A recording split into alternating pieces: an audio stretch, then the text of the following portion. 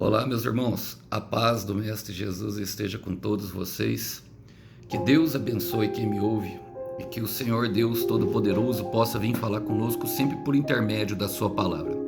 E na verdade, hoje é apenas um versículo que relata algumas características de um homem muito corajoso, que vemos poucas ministrações sobre ele, é verdade, mas que tem uma importância fundamental para aquilo que nós chamamos hoje de igreja.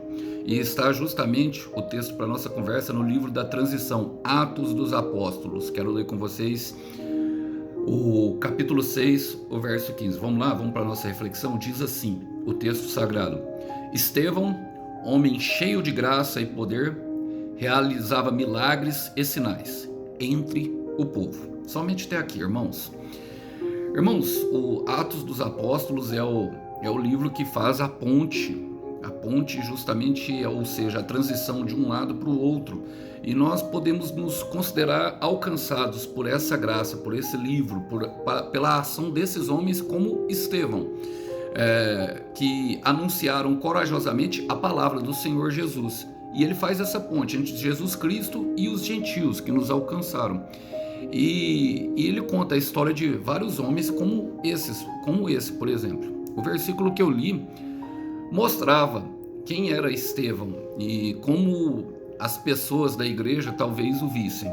E eu quero fazer algumas aplicações, trazendo para a nossa vida no dia de hoje. O texto começa falando Estevão. Irmão, Estevão, a etimologia da palavra fala o que tem uma coroa, vitorioso, coroado. Esses seriam os significados do nome Estevão. E Estevão, pelo que parece, pelo que é falado, ele tinha uma influência helenística grega, talvez adquirida ali junto daquelas invasões que tiveram anteriormente ao Senhor Jesus vir, antes do Império Romano, como Seleucidas, ou todos aqueles outros governos que exerceram uma influência na vida dele. Mas ele se ajuntou, ele ouviu a palavra de Deus e ele foi separado como diácono. E o que era um diácono? O diácono era responsável por servir a igreja, porque como a igreja ia crescendo, os apóstolos ficavam responsáveis por pregar a palavra de Deus. O apóstolo é mensageiro, os presbíteros por liderar e os diáconos eles serviam, porque era feito uma comunhão, era feito, vamos falar, um partir do pão literal, sim. Ali havia uma festa, uma reunião, eles comiam, bebiam, se alegravam na presença do Senhor. E eles ficavam responsáveis por servir a igreja. Ele era diácono, quando Pedro ali, junto com os outros apóstolos, viram que não dava para eles fazer todas as atividades, eles separaram 7 homens que a palavra fala de reputação ilibada e que deveriam ser cheios do Espírito Santo. Oraram e Estevão estava ali, mas Estevão era mais proeminente. Ou seja, irmão, ele encarou e não se ateve simplesmente aquilo que lhe delegaram, ele encarou a morte de frente. Estevão é considerado o primeiro mártir. E a palavra fala, na verdade, os historiadores, Flávio José fala que o sangue dos mártires, a semente da igreja. Eu quero repetir, o sangue dos mártires, a semente da igreja. Então ele encarou a morte, ele não se ateve, ele não se contentou com aquilo que os próprios apóstolos tinham delegado para ele. Ele foi à frente, ele pregou a palavra. Nós vemos ali mais na frente que ele pregando a palavra, Paulo assistia a ele enquanto ele pedrejava, ele aperdoava aqueles que o apedrejavam. Ele olhou para o céu e viu o Senhor Jesus Cristo sentado à direita de Deus e entregou o Espírito. Então ele encarou a morte de frente. E depois da morte de Estevão, a igreja sofreu imensa perseguição e começou a se espalhar por causa da morte de Estevão. As pessoas ficaram com medo. Eu gosto de uma parte onde fala justamente ali da libertação, antes um pouco da libertação do povo dos israelitas do Egito. A palavra fala que o faraó começou a afligir eles, mas a palavra diz assim: quanto mais o afligia, mais eles cresciam. Ninguém amadurece sorrindo, irmão.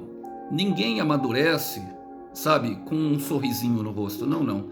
Nós amadurecemos no meio da dor. E a igreja foi dessa forma. Foi através da perseguição desse homem.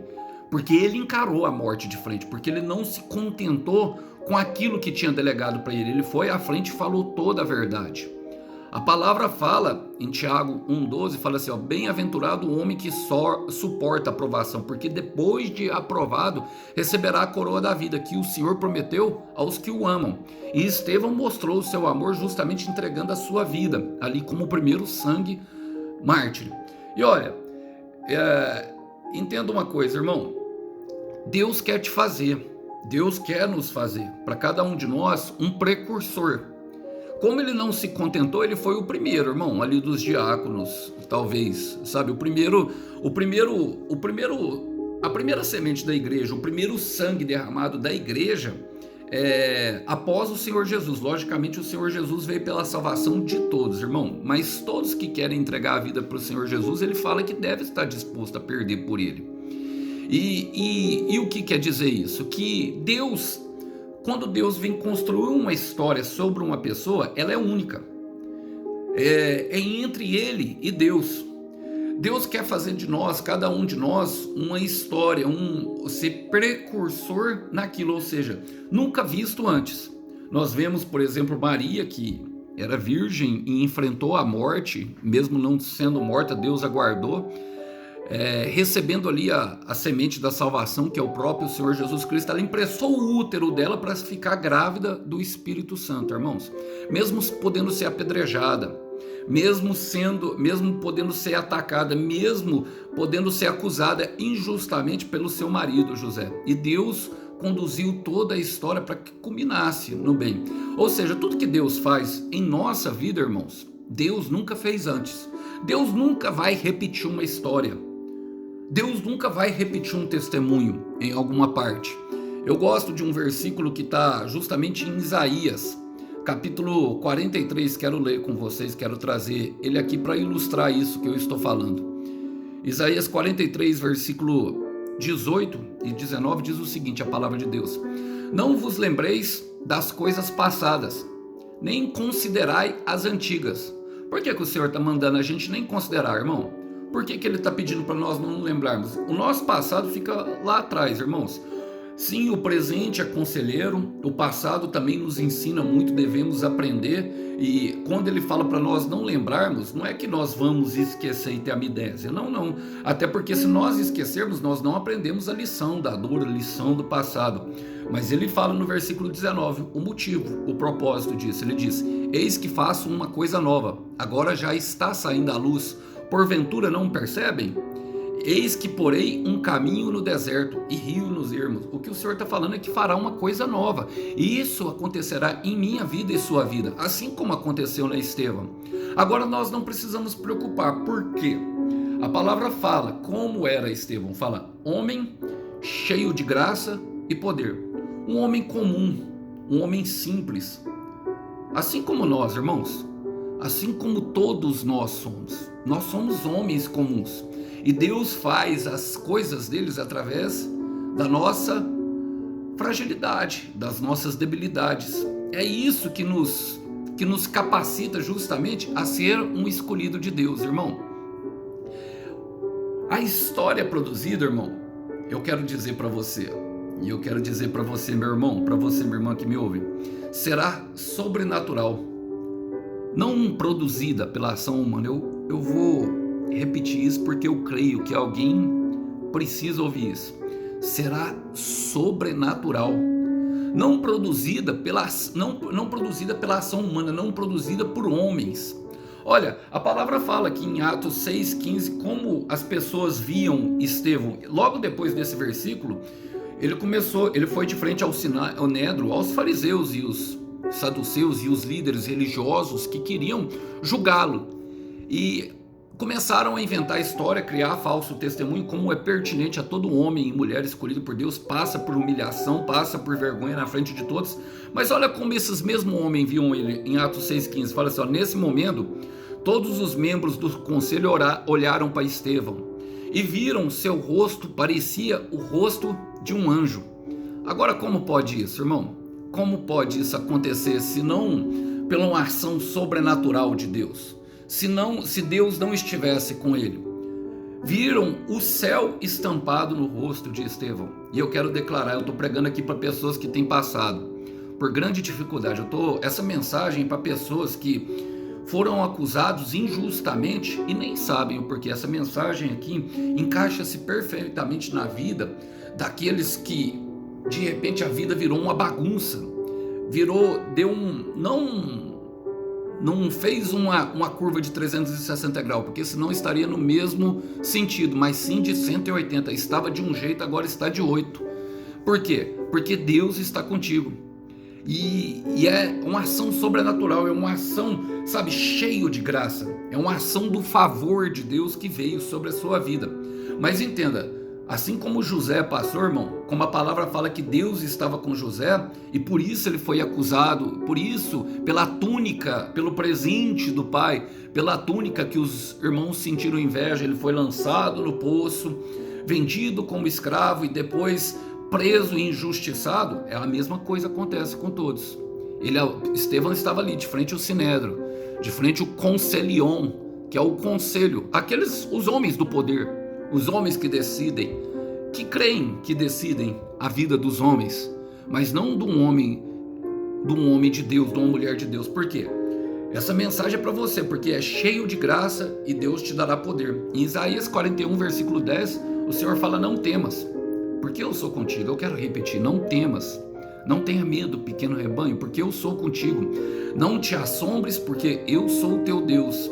Eu te fortaleço, eu te ajudo e te sustento com a minha vitoriosa destra de justiça. É a mão direita do Senhor, a mão de autoridade que está falando. Aquele que pode todas as coisas. E tudo que Ele permite é necessário para nos fortalecer, para nos sustentar. Mas veio por meio da graça.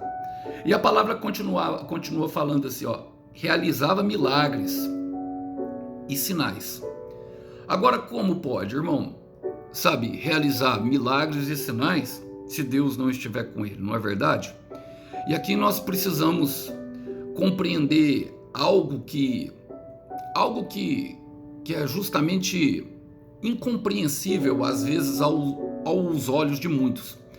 A graça, ela se move numa esfera bem diferente daquilo que nós pensamos, dos olhos humanos.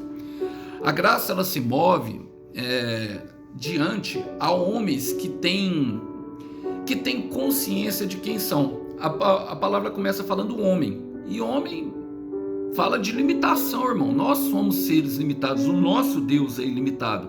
E a graça, ela se move nessa esfera daquelas pessoas que dependem totalmente de Deus, que conhecem as suas fraquezas, que conhecem as suas debilidades, que conhecem as suas fragilidades, que conhecem a necessidade que tem de Deus justamente para realizar isso na sua vida, milagres e sinais.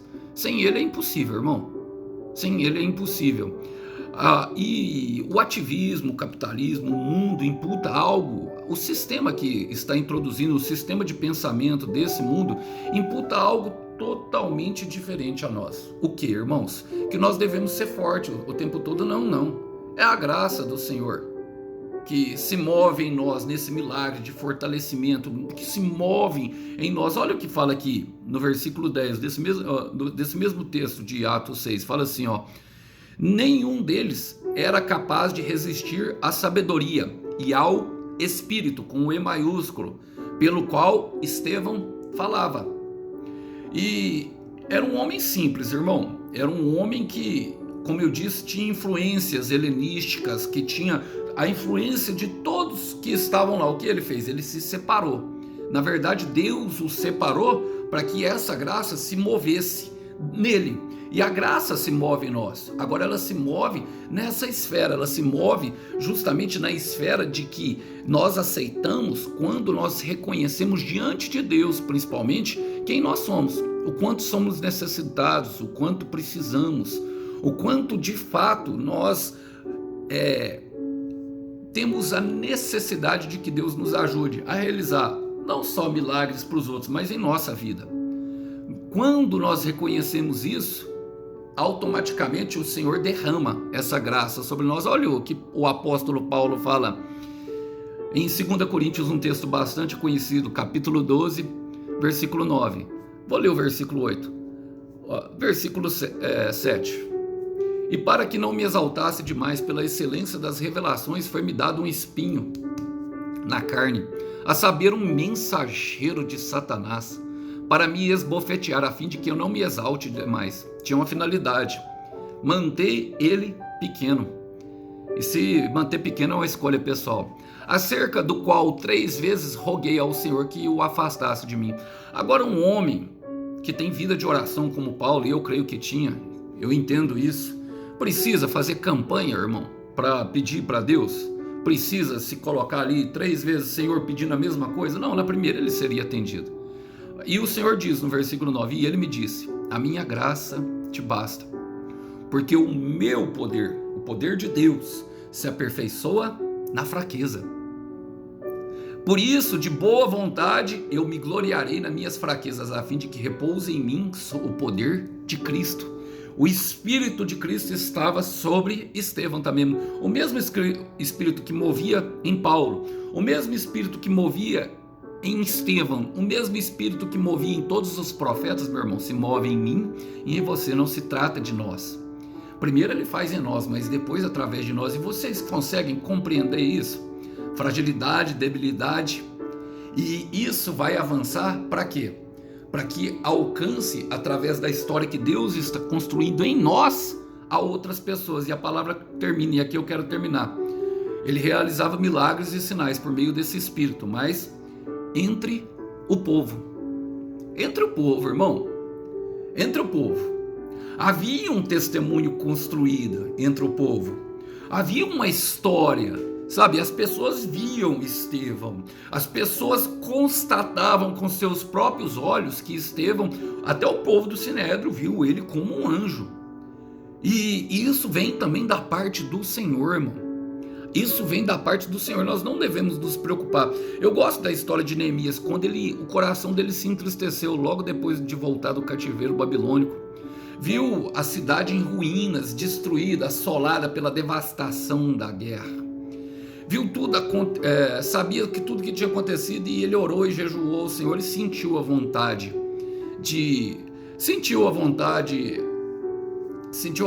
justamente de reconstruir tudo aquilo. Deus colocou no coração dele, a palavra fala. Só que ele precisava de autorização de homens, precisava de autorização do rei. E em Neemias, no capítulo 2, no versículo 8, a palavra fala na parte final, na parte C do versículo, fala assim: e o rei me deu tudo o que pedi, porque Deus estava comigo. Ou seja, o rei Deus nos favorece diante de reis e diante de homens, diante de todos aqueles que precisam para que nós venhamos a completar a obra do Senhor. Então não tema, pequeno rebanho, porque o Senhor está contigo. Não tema, continue construindo, continue fazendo aquilo que você foi chamado para fazer. Sabe por quê, meu irmão? Porque Deus vai confirmar a unção que ele derramou sobre você. É Deus o responsável. Assim como ele confirmou a unção de Davi, ele vai confirmar a unção, a presença dele, o favor dele na frente de homens. Os homens serão benéficos, serão benevolentes com você por causa de Deus, porque Deus tem um controle de tudo. Deus pode endurecer, como nós vemos, endurecendo o coração de Faraó, como também ele pode amolecer o coração de uma pessoa em seu favor. Então não tenha medo, Deus vai confirmar a unção, Deus vai confirmar a palavra, a semente, aquilo que está, mas passe pela dificuldade. Olha, é necessário que em Colossenses, Paulo fala, Colossenses 3, 23, e aqui eu quero já partir por final. Paulo diz o seguinte, ele fala: o que vocês fizeram, façam de todo o coração, como se estivessem servindo ao Senhor, e não pessoas. Por quê, irmão? Porque é pelo testemunho, é pela prática, continuar fazendo o certo pelo certo, fazendo o certo mesmo que todos estejam fazendo o errado, porque o certo continua certo, mesmo que todos estejam fazendo o errado. Então, faça para o Senhor, faça como se o Senhor estivesse vendo todas as suas ações, faça com teu coração, com um sentimento, coloca o sentimento para o Senhor, coloca a sua mente e os seus pensamentos sabendo que o Senhor está vendo, mesmo que as pessoas não aprovem, porque as influências além, e isso independe das pessoas que estão ao nosso redor, nós não conseguimos ver se elas são maléficas ou benéficas, se é um espírito do Senhor ou se é o espírito de Satanás que está influenciando a pessoa que está diante de nós. Então faça para o Senhor. Faça para o Senhor, porque é Deus que vai confirmar a unção. E eu quero terminar aqui com Apocalipse capítulo 2, versículo 11, que fala assim, portanto, capítulo 12, irmãos, me perdoa, capítulo 12, versículo 11, diz assim, os nossos irmãos os derrotaram por meio do sangue do Cordeiro e da mensagem que anunciaram. Eles estavam prontos para dar a sua vida e morrer. Eu quero ler na versão Ferreira de Almeida, fala assim, e eles o venceram pelo sangue do Cordeiro e pela palavra do seu testemunho, e não amaram as suas vidas até a morte. Às vezes vai ser necessário perder para ganhar. Às vezes vai ser necessário cair para aprender a se levantar.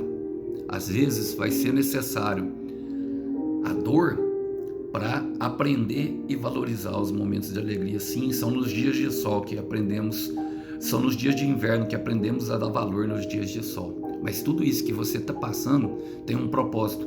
É Deus organizando, tirando aquilo que não precisa e trazendo, agregando aquilo que precisa, construindo um lindo testemunho escrito pela mão do Senhor. Fica firme diante a tribulação. Olha, não é pecado, meu irmão, passar pela tribulação. Não.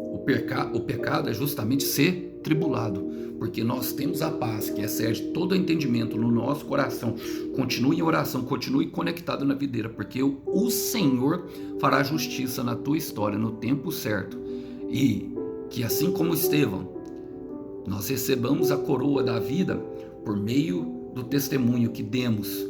Homem cheio de graça e poder, realizava milagres e sinais entre o povo. O Cordeiro tem a recompensa por teu sacrifício. Deixa ele usar a sua história para impactar a muitos. Que Deus abençoe vocês, que vocês possam ficar com essa breve mensagem. A paz do Senhor. Até uma próxima. Tchau, tchau.